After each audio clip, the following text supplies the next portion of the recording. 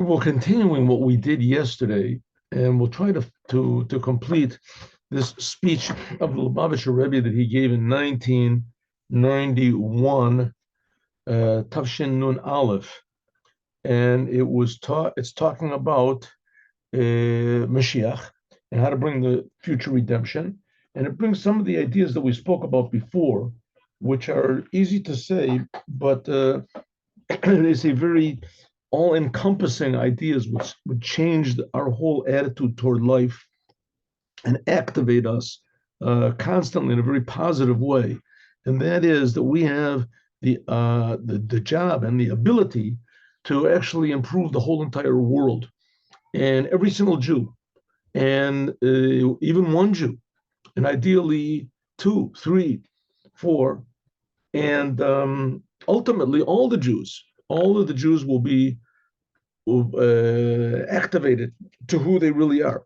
And who are they? Like it says, we're a Mamlechet Kohanim v'Goy Kadosh. We're a nation of priests, and a holy nation, Goy Kadosh, Goy Kadosh. So a holy nation. I mean, if everybody's a holy nation and their own nation of priests, so like who's gonna mind the store? Who's gonna work on the gas station, and who's gonna do that? So the answer is that this is a different type of a priest. The Jewish people are a different type of priest. That's why I'm sort of reluctant to use the word priest over, because a priest sort of implies that you have nothing to do with the world. And here, that Jewish people are a goy kadosh. They are a nation like all the other nations. They're a nation. They have a country, Israel. They have the laws, the Torah, etc. But they're a holy nation. The addition to Jewish people is that a Jew must be connected to God, and every Jew is connected to God. You must be connected to God in order to reveal who you really are, your true nature. A Frenchman, if he's like 5 generations from France, then he's not a Frenchman anymore. Say my grandparents, they were from France, but I'm not a and I'm a person of any other religion. A Hindu, if he's not an observant for 2-3 generations, then he says my parents were Hindu, but but a Jew is not so.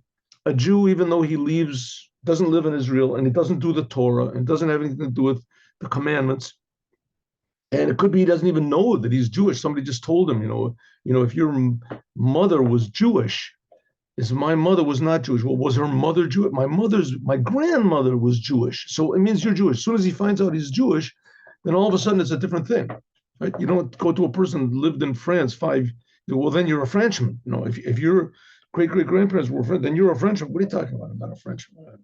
I'm not a Frenchman. Right? But a Jew is always a Jew. It doesn't do anything Jewish, doesn't think anything, doesn't say anything, doesn't even know that he's Jewish, but he's Jewish. Why? Because he's connected to God. That's the essence of what a Jew is, that every Jew is connected to God, whether he knows it or not. And that's the idea of Yisrael, the name Yisrael. And the Rebbe is talking about this because his brother's name, who happened to have passed, that was the date that he passed away, was also Yisrael. So the Rebbe, okay, now, good morning. Good. So the Rebbe said that's the main thing. Here we go. This is the main thing. We did this yesterday. By means of spreading out the Torah and Judaism in the world, waking up more and more Jews. And Judaism is not just for the Jews. Judaism is for all mankind, not the Torah and the commandments, all the 600. It's not the same thing as the Jews. Non-Jews have what's called 7 Noahide commandments, which 7 Noahide commandments is not a religion. It's just how to live your life together with God, how to be a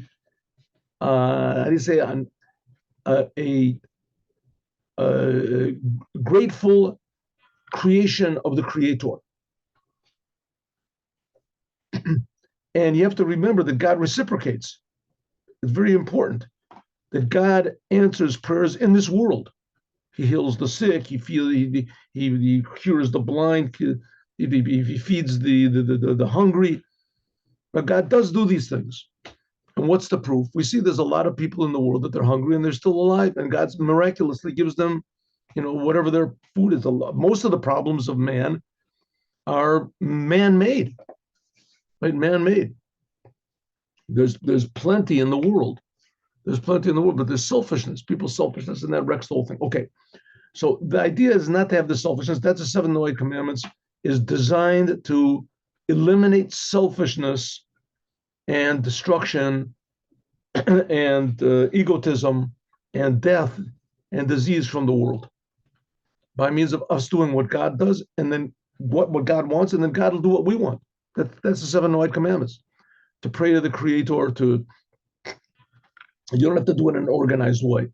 Okay, so the main thing is, and this is the main thing, is that by means of spreading out the idea of Torah and Judaism and spreading out especially the ideas of Chassidut, which stress the oneness of God and what that means that God is one, and especially the Orah, to arouse Jews and all over the whole world that they should also add more in learning Torah and doing the commandments, and also to advertise and to reveal to the whole world that there is a ruler of the world, that God exists and God cares. No human being is alone. No human being is ever alone. God is with everyone and cares about everyone. And of course, you can ask a million questions, and I also ask a million questions. How can it be this and it's that? Okay, so we don't understand everything. We can't create things, but nevertheless, it will make a lot more sense when Mashiach makes sense of it. When Mashiach puts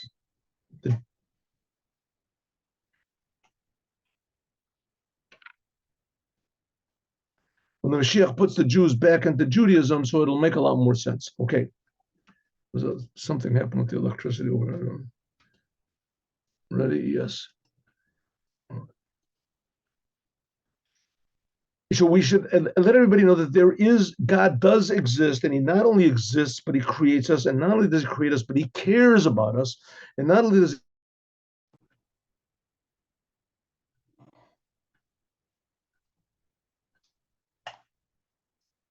1 minute. Hello. I'm sorry if 1, 2, 3, 4. Everything is working. Okay. I don't know what was recorded and what was not recorded. There's having problems with the electricity here or something. Okay, ready? Let's go. Minor problems. Minor problems. Here we go. Let's see. Go like this. Go like this. All right. Go like this. And okay, here we go. Let's go. Okay, Al Pianal, according to what we said before, what that the Jews are Yisrael. Yisrael means straight to God, and it also means victory, and that Jewish people can bring about victory in the world. What does it mean, victory? To reveal the Creator in His creation by means of this. Shamala et inyani geula atzmam. We can elevate. According to what we said, that the geula, that the future redemption that we want, that's going to be caused by Mashiach, will not be like going out of Egypt. When we left Egypt, and Egypt was decimated because it opposed Judaism. We gave Paro 10 chances, 10 chances to do what God wants, and he refused. So Paro consequently was destroyed. Right, it was destroyed with all the 10 plagues and with the soldiers drowned in the sea. In the future, it won't be like that. The future redemption by means of Mashiach, it will not be like that. The first of the 10 commandments is, I am God that took you out of Egypt. And the same God is going to take us out of Egypt, but it's going to be a different type of an Egypt. It's going to be an Egypt you won't have to destroy. The Egypt in this case will be all of the limitations of this world. And it won't be a thing that you're going to have to destroy, but rather the world will be corrected. And that's what it means, geula. The word geula means redemption, that 4 of the 5 letters of the word geula are gola, are exile. To show us that the exile will not be destroyed. It won't be a different word. It'll be the same exact exile, but there'll just be an aleph in it. Aleph means the one creator of the world will be revealed everywhere. that everyone will feel that they're not alone. Everyone will feel that they're important. And every human being will feel empowered and indispensable. Every human being in the world. That's what redemption is. Hari movement, so it's understood, the things of the world itself and the people of the world themselves, that they will help really to serve the God in order to bring this about, because everyone will have to change from the inside, and they will, because everybody essentially wants to. You see, like in the world now, there's this tremendous emphasis on selfishness, not giving birth, not having children, doing all sorts of manipulations, whatever it is, so that you can't have children, right? Relationships, homosexual, this is that there won't be any children, encouraging divorce, encouraging war, destruction. Right? We see that the whole essence of what the exile is the opposite of life. Opposite of life. Everyone's in. Someone has a thing going on over there. 1 second. There we go. No. So somebody's okay. All right, good. And there's just a microphone going on in the background. All right, here we go. So we can say, says the Rebbe, now we are at the end of this exile, which is permeating the whole entire world, as Samach Lagula, and we're right immediately next to the Gula. It's like turning on the lights in a room where there's food and your friends are there and there's water and there's everything, but it's dark. It's dark and you're dying from thirst, you're dying from hunger, and you're lonely, you're all depressed. All of a sudden somebody turns on the light, and so everyone says surprise. All of a sudden you realize you're not alone and that there's food there, and that it's the same thing. The world is really a very good place, but the lights are off, and we have to light them, turn them on in the world. I mean, all the other religions in the world are interested in getting you out of the world. The world is a bad place, and you do certain things, manipulations, whatever, and after you die, then you'll go to a place that's good. And Judaism says, my friend, you're already in a place that's good. It's just the lights are turned on, out. Turn on the lights, and you'll see that's the Aleph. It happens to be that in Hebrew, the word for light is or, which starts with an Aleph also. And we'll see that the world is a good place. So therefore, now we have to do, what do we have to do? Our service now in the time of exile, when things are really dark, this will help the redemption even more than if we didn't have the darkness. Like we see in our last generations, and even more in the last times. And especially in the last days, says the Rebbe, Bedoros Shalifneze, in the generations that were before this, the majority of the Jews, they lived in countries where Judaism was impossible to observe, especially in Germany. But in Russia, the same thing. Just right before World War II, right before World War II, in the time of World War II, we're talking about 70 years ago. These countries, it was impossible to be a Jew. If you were a Jew in Germany and Poland, whatever, they would kill you. In Russia and the communists until like the 90s, at the beginning of the 90s, Jews were afraid to act like Jews. Jews were afraid to make a minyan. You couldn't get 10 people together. Terrible. All of a sudden, says the Rebbe, now this is the Rebbe speaking in 1991, the Iron Curtain fell. Germany, there's no country in the world that does not allow, and some even assist, Judaism. Now we see that previously, said the Rebbe, there were all these obstacles to serving God in general, which is not the case now. Garim B'nai Israel, the Jewish people, are living in countries Shebe'em Moshelet Malchut Shel Chesed. Most of the Jewish people, first of all, they live in America. And in America, there's absolutely no obstructions to Judaism. And even more, we can see even in Russia, there's Chabad houses in Russia. They're encouraging waking up Jews to Judaism. The majority of the Jewish people are here in America. And they help the Jewish people. That's the way it was in 1991. Maybe since then the demographics have changed, but I don't know.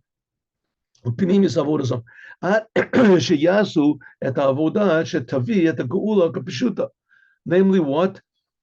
Torah and the commandments. And then even the governments to help the Jewish people to go to the land of Israel. Like it says, they will bring all of your brothers to here. I remember Putin once said, and this is, of course, Putin was well after the Iron Curtain fell, and he said that our best minds and our best talents are leaving, they're going to Israel. And he said that I don't want Saddam Hussein, I think was right. That was right. No, not that. So what was it? Anyway, he said, I don't want them to bomb Israel because there's so many Russians that are there, Russian Jews.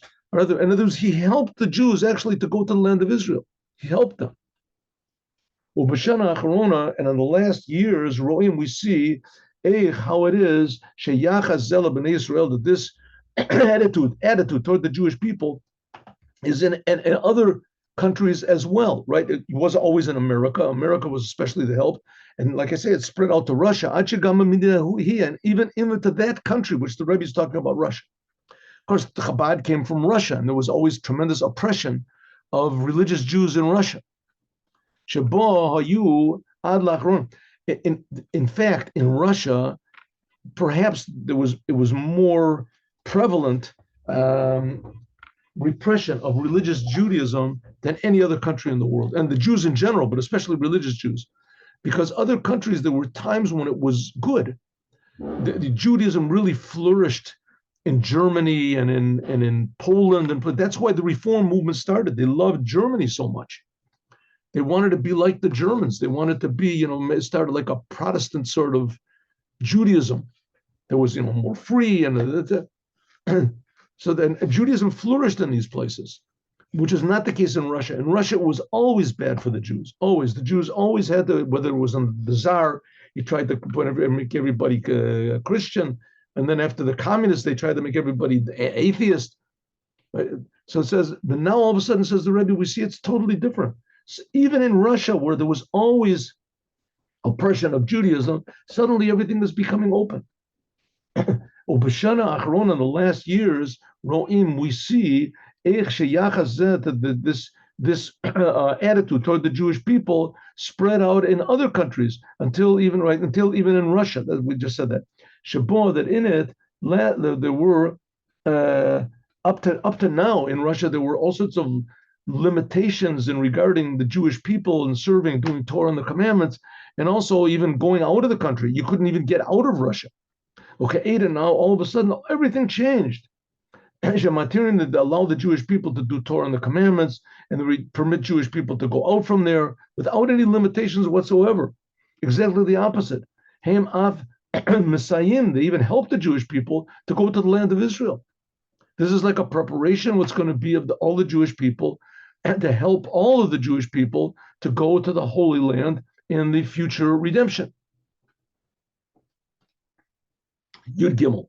Nosaf Alasiyu, in addition to the help, Hayasha, of the direct help of the nations of the world to the Jewish people, there's also things which we can see how it is that the non-Jews themselves are doing good acts of good and kindness on their own, not to the Jews, to each other.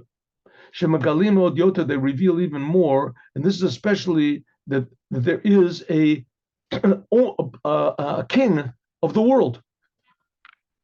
People are believing more and more in God. That's the way it was, at least in 1991 when the Rebbe was speaking. This is a preparation that God will be the king. Begula mitit v'shlema, and the true redemption in the future.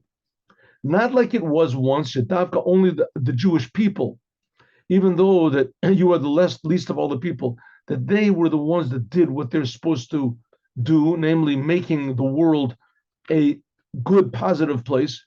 Jewish people were always even non-religious Jews, right? They were non-religious. They were always very big with giving charity. and helping one another to the degree that everybody thought there must be some sort of a plan going on here, to take over the world. Unity of the, but nowadays even the non-Jewish nations, umas olam hitnagu, it used to be that they were very cruel one to the other, the nations of the world, and they were mainly each one only cared about themselves or in conquering other countries, etc. Here you see a country, for instance, England, right? England, I think England fought against every country in the world. England, just until very recently, right? Since the English Empire spread across the whole world, they ruled over India and they ruled over this, they ruled over this, and France and all these other countries. Their big thing was to rule, to conquer other countries by war. That was, and all of a sudden that whole attitude stopped. Pretty much. I mean, there's still a certain degrees, but it pretty much stopped. Especially in England, we saw. And England sort of overdid it. They left their borders open, and now the whole country is just becoming a big how do you say, a big garbage dump. But nevertheless, we see that the attitude was supposed to be of kindness. It had to be kindness with a limit, but nevertheless, more and more kindness was being done. One of some of the revealed things in these days really is that we see how the world and the population of the world, they're preparing and they're helping for the redemption of the Jewish people by means of charity and education. Two main foundations in the world, L'Sheves Yitzharo, to make the world an inhabitable and an orderly place. Now, I know people are going to say, and I also say, well, look what's going on. Now it's exactly the opposite. So here the Rebbe was saying things are building up and things are getting better and better. And all of a sudden, things just came tumbling down. First of all, the Rebbe had a stroke less than a year after he was speaking over here. He had a stroke. And with that, the nations of the world, everybody just changed their attitude. And this weird type of education is going on now, like I said before, against giving birth, against anti-life movements are coming. Okay, but the Rebbe said, and it's said in a lot of places, that before Moshiach comes, the whole idea of Moshiach is that everyone personally will want to change. In order to do that, all of the bad has to float up to the top. Everyone will see clearly what are the results, repercussions of being selfish. To now, it's just reached, it's just, how do you say, imploding on itself. Imploding on itself. We have the woke movements and everything. They're supporting the most destructive elements of Islam that there could possibly be. I mean, Islam is a pretty open, religion. It's pretty open in general. There's a big room for doing good and being nice to everybody and being kind. And you see there's places in Azerbaijan and then whatever it is in Kazakhstan, places like that, where that's pretty much the way it is. But there's also elements which are very, destructive. And these woke people that were the people that were for freedom and everything, all of a sudden you see that what they really wanted was destruction. And they're supporting the worst, elements of Islam. Okay, how it's going on, I don't know. But the fact is, the Rebbe is saying this is all steps for the future redemption, if for no other reason that it's waking up a lot of Jews. I mean, before this whole thing happened with the campuses, it was sort of hard to believe. We had no idea how deep the ignorance of Jews what is to Jewish identity. How far away and buried is Jewish identity to the point that there's, Jewish even organizations that support the Hamas, that they say that shouldn't be any Jews in the world, So now it's all being revealed. It's all coming up and being revealed. I don't know. Is that an explanation? Who knows if it's an explanation? I mean, there's a lot of people that explain and they are sure that this is, but I'm saying it certainly could be. But one thing I am sure of, and that the Rebbe is sure of, is that any second Mashiach has to come. Mashiach has to come. It's not a thing that we passed the deadline and that's it. That's it. We missed it. There was a time limit to come and collect your money for the lottery. You won $2 billion, but you didn't cut the deadline passed, and I'm sorry, we gave it to somebody else. Mashiach was supposed to come, but don't think that even for 1 second. It's not so. right? You cannot give up on what the Rebbe said over here. It's known and it's advertised by what happened in the last years, that this country of of America, nitzla et chozek kocha, it used its power to help and to save people from faraway places. Even though that by means of this there came no benefit whatsoever, there were earthquakes and things like that, and America was very big at this. There was, even though I know that there's people that hate America and that America's imperialistic, but the fact is, it's not so. America did a lot of kindness with a lot of countries and helped a lot of people. And when there were earthquakes, they would send them, they would help people. And when there was famines, they would help people as much as they could. Medina Zoo, our country, sent many, many people and even soldiers to help the people that were escaping from these places, especially with food and garments, right? Places where there were revolutions or whatever, and America sent in order to help. Places, instead of using their airplanes in order to conquer countries that were weak, let's say they were involved in internal battles, they would send in order to save the people that were escaping. And instead of using food and garments for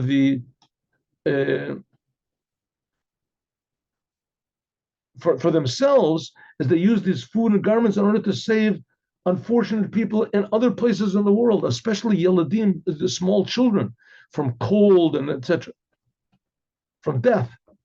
And this we see, says the Rebbe, that the mercy of this country, as we heard, and ra'u, how it is that people, as soon as they hear that people are suffering, hagam she'ein heim kroveim, even though they don't even, America, even though they don't even recognize who these people are, the afpam, they never had any connection to them. Nevertheless, we in America, they are roused in order to help these people. And this is this is the whole idea that America was founded on, being charitable. Shemasayim anashim, that they help people in the whole world, and they don't wait even for these people to request. Similarly, also, so America was known for its kindness. It was known for its kindness for going and helping.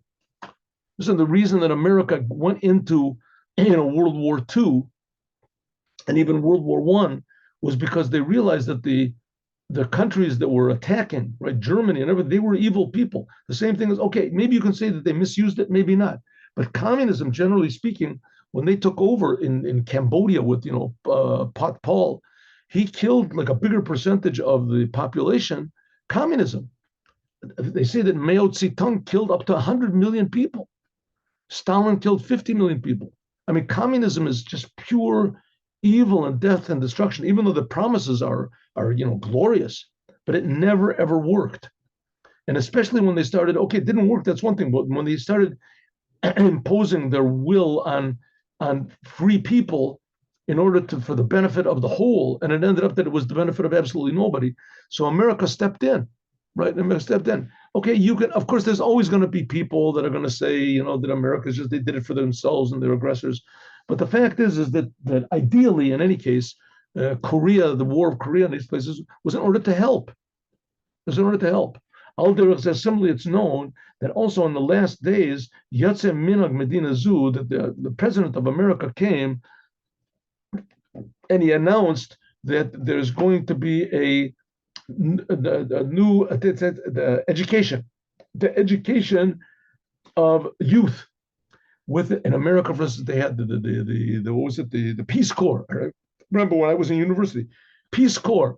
What was the Peace Corps? Sent thousands, tens of thousands, I don't know, young people from colleges to all these weird places in Africa where did they do any good? Did they not do any good? I don't know. But the fact of the matter is that the ideal was an idea of helping others, right? Not going out of yourself for good. Therefore, in the beginning of this, I think he's talking about Reagan. He announced that one of his goals is that education. He made an education day. And by the way, they made education day that fell out on every year on a different date. I don't know exactly how it works, but at least in the beginning, is to commemorate the Rebbe's birthday. Because the whole thing of the Rebbe, Lubavitcher Rebbe, and Chabad is education. And because of this, there changes the whole world in order to strengthen Judaism, strengthen education, positive education in the world. All right. The novelty that happened most recently, we can understand simply. The Iron Curtain fell, and Saddam Hussein was defeated.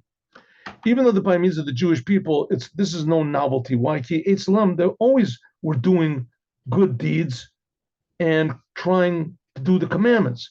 But as far as seeing that there is kindness in the world, Harizem Megale Od Yoter reveals even more that America, that there is a king of the world. Shazel, this is the foundation, the true foundation of charity and education. By the way, which this is the antidote to communism. But communism is a very, very evil movement, even though its ideas are very good, that there shouldn't be any class differences and everything, but in fact, it's very evil. And it's forcing this, but and the fact is there are rich people and poor people, and that's not right. Why should one person have, $1 billion in the bank, and 1 million people, you could give them each one $1,000 and they would have what to eat. And this guy has $1 billion and he can't use it. And these people haven't got anything and they're longing for, why should it be that way? So the answer is communism? No. To force the rich to give, it's not. Because by communism, you eliminate a very essential aspect of human nature, which is charity. That people on their own decide on their own to give what God gave them to others. They don't have to do it. But they feel the pain of others, they feel the suffering of others, the hunger of others, and they take their money, which they deserve. They worked on it, right, hard, and it's their money. They could keep it, but instead they decide to go outside of themselves, and that's a real essence of what the Geula is, what Judaism is about. To encourage people to go outside of themselves and to help others, everyone in the world. And when that happens, so it means that people change inside of themselves. The big enemy of mankind is egotism. And communism was the idea that there's not going to be any more egotism. Everyone's going to care about the state. They're going to care about the country. That was the basic thing of Nazism also. No more egotism. Everything that would be for the country. But it was all done by force. Or the goal was an improper one. Right? Germany, in fact, was not superior to everyone else. All men are created equal. It's a fact, right? Everybody's created in the image of God. But the idea is to recognize the necessities of others. That's the main thing of Geula. By the way, the Aleph, which is in Geula, is also Aleph, Ahava, love. Going out of yourself. And that's reflecting God. God is, the whole thing is just, the whole creation is just free all the time. God is just giving. What calls all this is in addition to many, many things which are caused in Hashgacha Pratit every day. Hashgacha Pratit means, and this is a very, very basic principle of Chabad and a very basic principle of life, and especially a message of Judaism to the world, that God cares about and is intimately involved in every detail and every action and every interaction in the world. That's called Hashgacha Pratit, that God directs every detail, Pratit. The divine is in the details. In America, they say the devil is in the details. Well, the fact is the devil is in the details, and the job of Judaism is to transform the devil, to transform egotism. The devil is egotism. That's what Hashgacha Pratit, that every detail you can find God in every single detail in the world. Whether in general or each and every individual person and in every individual detail of his life. The intention, you can see godliness in everything. This will reveal even more how it is that the world helps to make a dwelling place for God in the world.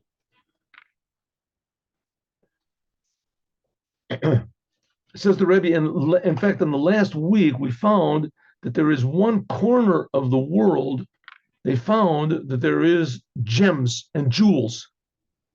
And by means of the blessing of God, similar to on the Seam, it says that there were clouds that brought the precious stones of the breastplate of the Kohen Gadol, our big diakona for the garments of the Kohen. And Nisim means clouds. She'ananim, that the clouds, they brought these precious stones. The intention was this, that we should use these precious stones for the kishute kalam, for the garments of the bride, to make the bride beautiful. What's the bride beautiful? What does it mean? And that the bride in this case is the Jewish people or the whole world, to add on charity. It says the Rebbe, they found these precious stones, and now there's more money in the world. You can give more money to the poor people. Okay, so what are we supposed to do actually? What are we supposed to actually do? Haga'ula ba, the future redemption, the true revelation of all good potential in the world. This comes by means of what we do now in the time of exile. In the time when the only thing motivating us to do good is ourselves. No one is forcing us. No one is convincing, yes, but we're being convinced to do it on our own. No one's forcing us to give charity. No one's forcing us to do good. We're not being promised that if you do good, you're going to go to heaven, and if you're stingy, you're going to go to hell. No, you do good because it's good to help people. It's coming from yourself with no ulterior motives whatsoever. Just like God creates the world. Free. The Gilei Alufa Shalom, that's revealing the creator of the world in the exile. Kach Shador Zeh, so that this generation, the last generation of exile, will become the first generation of the redemption. HaKadosh Baruch Hu, God, will help. That we'll see, that we can see from the last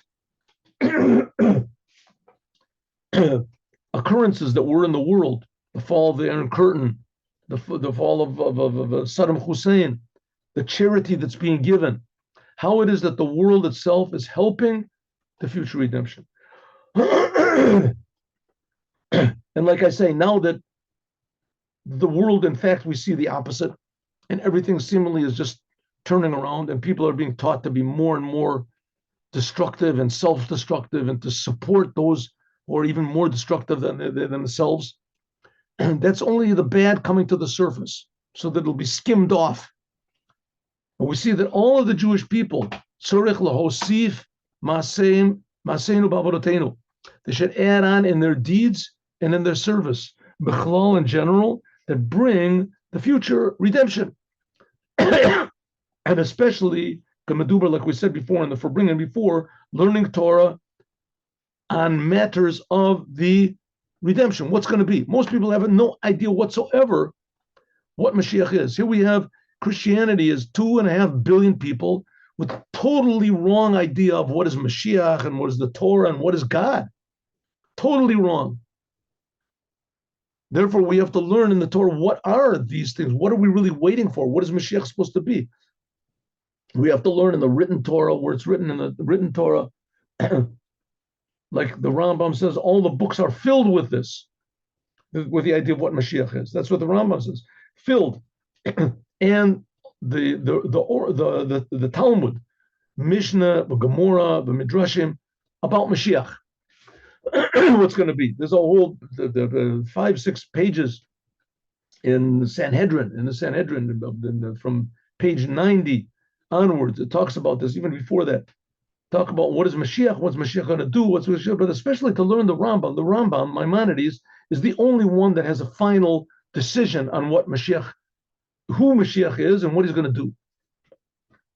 And it's worthwhile for everyone to look at that. Do I have it? I don't think I have. One second. Do I have it over here? I had it for a while up here. Anyway, you have to look up. You look up Laws of Kings, Maimonides. All right, Laws of Kings, Maimonides.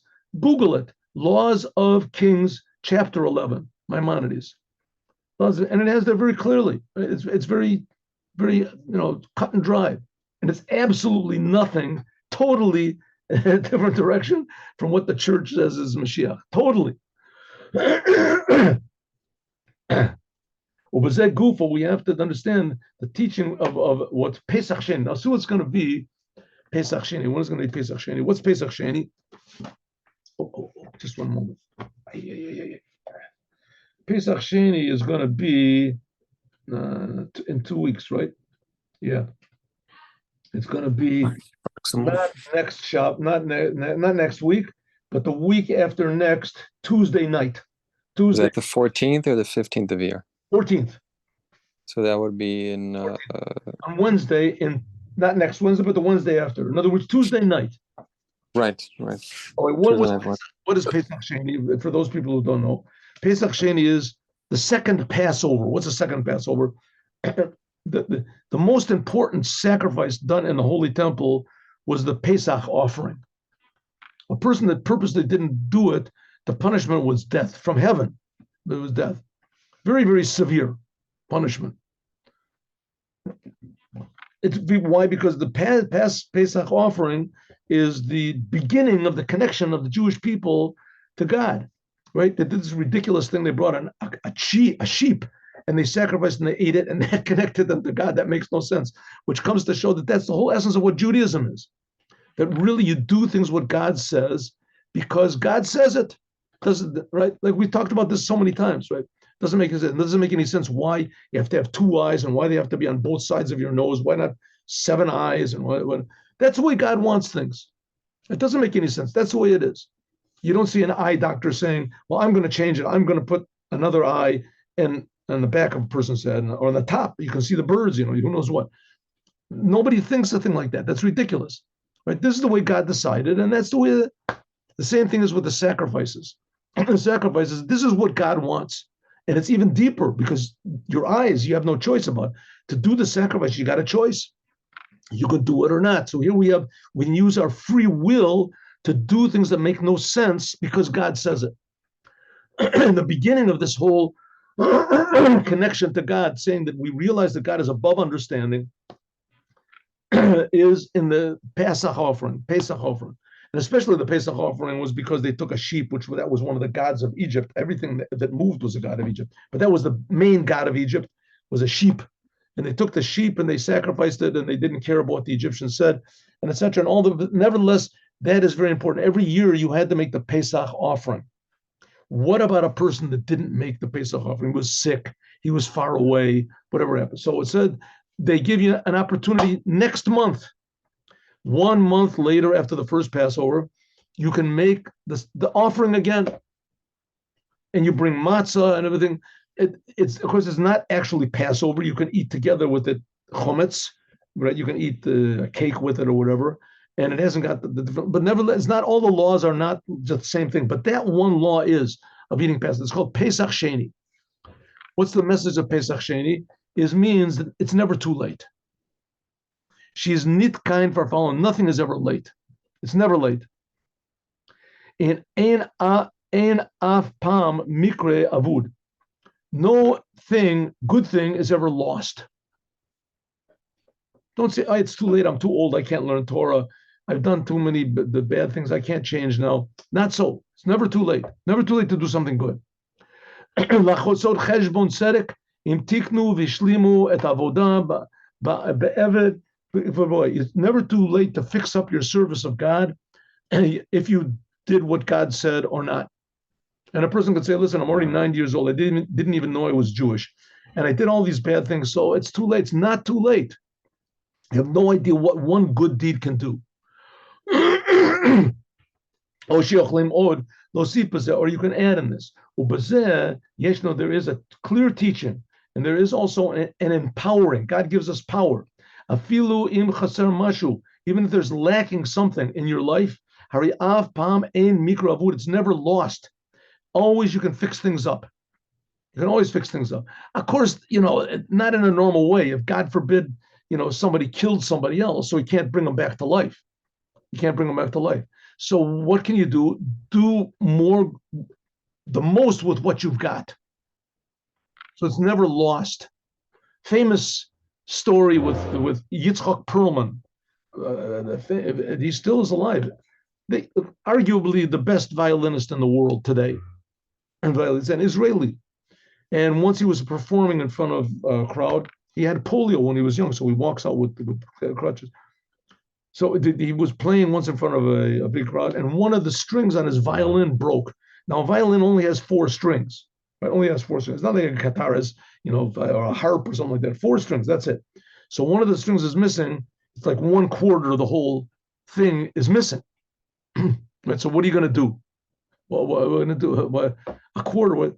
So he had a choice. Either he could stop the whole thing in the middle, which they were in the middle of some, one piece, some symphony or something, and he was the violinist. Everybody came to see him.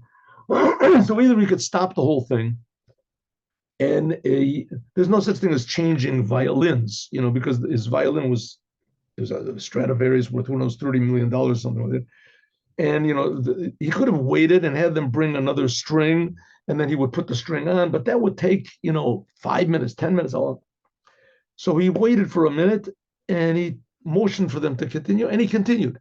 And everything that he played all, either he played an octave too low, or he played harmonics, touching the things. Anyway, he finished. And it was, the crowd went berserk. They went wild because these people appreciated music. And afterwards he said, I learned in life that you have to do the best with what you've got. Of course, he's talking about himself also because his legs don't work. So you have to, even you're missing something, you have to do the most with what you've got. So in other words, it's never too late. That's the point. It's never too late. You can always fix something up. You can always fix things up. Moshiach, there was one person that he was a Holocaust survivor, and he went to the Rebbe and he told that he had lost his family in the Holocaust, and that he was always depressed and he didn't know what to do, and he felt so bad and he didn't want to live. So the Rebbe said, give out candies to kids in the synagogue. Go on and give out candies to kids. Find out maybe there's candies that aren't sugar-filled or something like that. Anyway, give out to kids. You love kids, help the kids. Get kids off the street.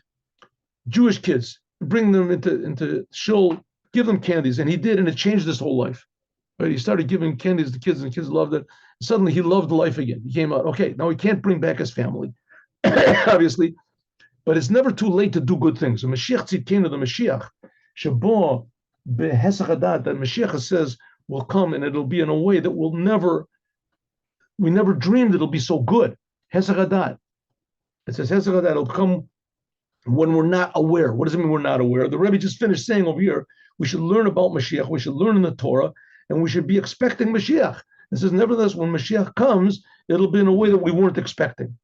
What? Shari Matzati David, like it says in the Psalms, I have found the King David. It's like you're walking down the street and you really need money, and all of a sudden you find, a $10,000, and it's got your name on it, a gift to you. Wow. Who found the thing? Like, where did that come from? Right? That's what Mashiach is going to be, an amazing gift, and with everybody's name on it, especially for each person. Wow, who would dream of such a thing like that? This is found in the Psalm 89 in Psalms. And that was the Rebbe's birthday, it was 90th birthday. Because all this will be revealed in the Mizmor Tzaddik, the 90, like it says in the end of it, Yehi Noam Hashem Elokeinu Aleinu, that may the pleasantness of God be on us, Ma'aseh Yadeinu Konenu Aleinu, and what we do in our life will be permanent. Ma'aseh Yadeinu Konenu, and our handiwork will be permanent forever. What does it mean? Let's talk about the third temple. It'll be permanent. It'll be forever. The third temple is going to come from heaven. It's not our handiwork. It says, oh yeah, the 2,000 years we've been in exile, that's been building the third temple. It's all our work.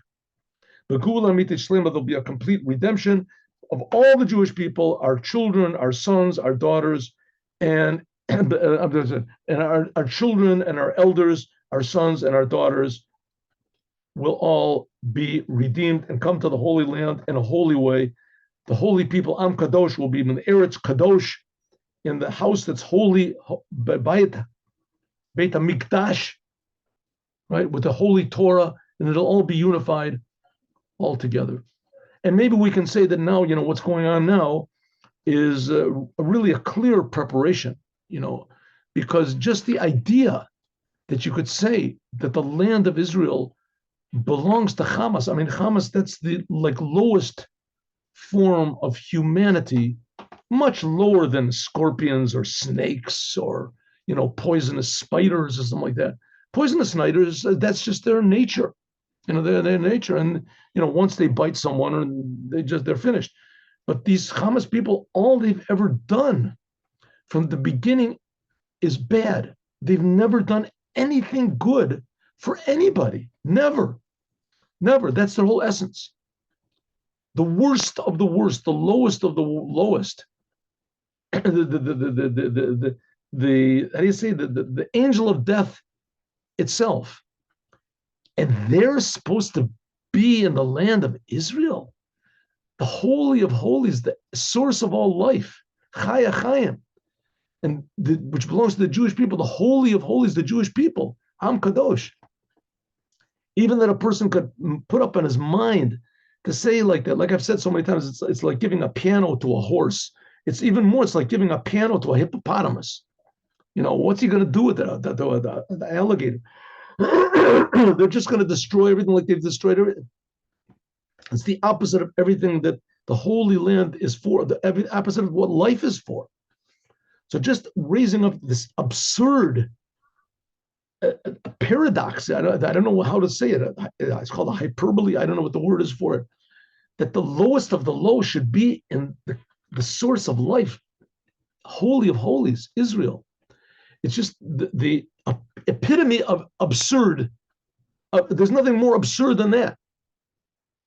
Right? It's like someone saying to his parents, I'm going to get married. I found a wife and bringing it home like a spider. I want to get married to a spider, to a tarantula. Tarantulas are good. A poisonous snake.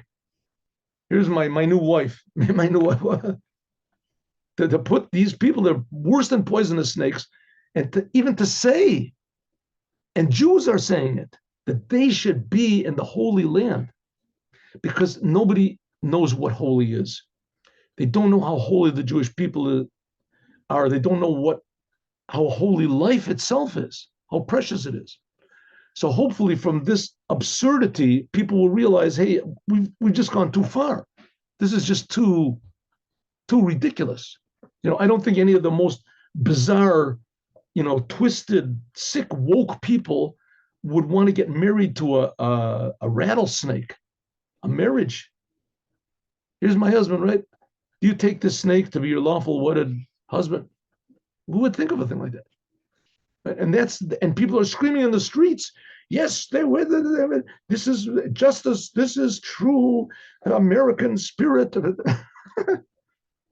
So hopefully everybody will come to their senses and realize, what have we done? What have we done? Is there an alternative? Is it too late? So the Rebbe says, never too late. And what you've done can easily be undone in one instant. And that's what the Torah is for, and that's what Mashiach is for. That's why we need Mashiach. Now, okay, let's do the Yom Yom. Here we go. Stop the share.